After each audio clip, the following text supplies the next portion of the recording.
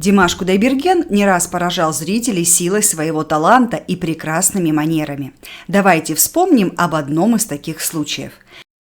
В то время Димаш был мега популярен в Китае после победы на Сингере, и каждый его шаг фиксировался сотней фотоаппаратов и видеокамер.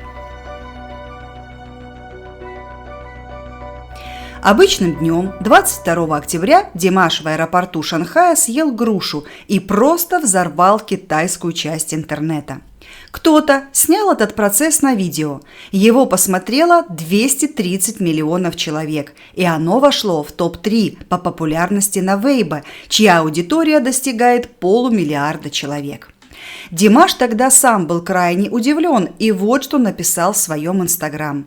То самое чувство, когда, несмотря на фотообъективы, я съел грушу в аэропорту и по прибытии узнал, что 230 миллионов человек увидели это на Weibo. Что это за груша такая? Пост был размещен в китайской соцсети с подписью «Димаш съел грушу целиком с косточками из-за шанхайской сортировки мусора». Что это означало? А вот что.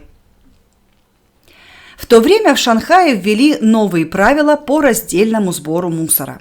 Горожане должны были сортировать его на 4 части, а за несоблюдение правил грозил штраф.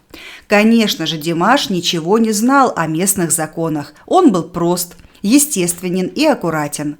Груша была вкусной, и он съел ее полностью без остатка.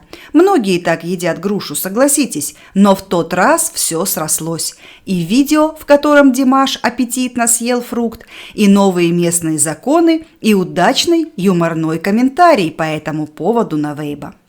Получилось, что иностранец Димаш, сам того не зная, стал примером для китайцев. Он продемонстрировал, как нужно уважать и соблюдать законы страны. Мама Димаша, Светлана Айтбаева, первой правильно объяснила историю с грушей, потому что она знает своего сына лучше всех. Вот ее версия произошедшего, и к ней стоит прислушаться. Ассистентка Димаша хотела помочь артисту и предложила взять огрызок, но Димашу стало неловко, и он решил доесть грушу целиком. В это время его и запечатлели камеры. Друзья, вот в этом поступке весь Димаш. При такой мега-популярности он скромен и тактичен. Ну как, скажите на милость, можно отдать девушке огрызок? Это право слова не по-джентльменски и не по-димашевски. Вот такая история, друзья. А еще в тот день у местных продавцов раскупили все груши. Такого спроса на них не было никогда. Китайский Диас теперь планирует массово посадить грушевые деревья и активно обсуждают предложение объявить 22 октября Международным днем груши. Кстати, на вопрос Димаша, что это за груша такая, тоже нашелся ответ. И как же символично оказалось, что это была груша сорта Корла, выращенная в Синьцзянь-Уйгурском автономном округе, по которому проходил Великий Шелковый путь, соединявший Китай и Средний Восток.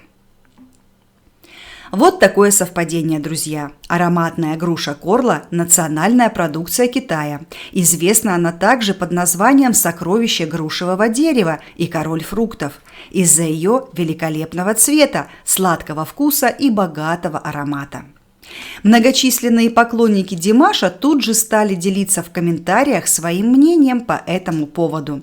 Король сцены съел короля фруктов. Сокровище съело сокровище.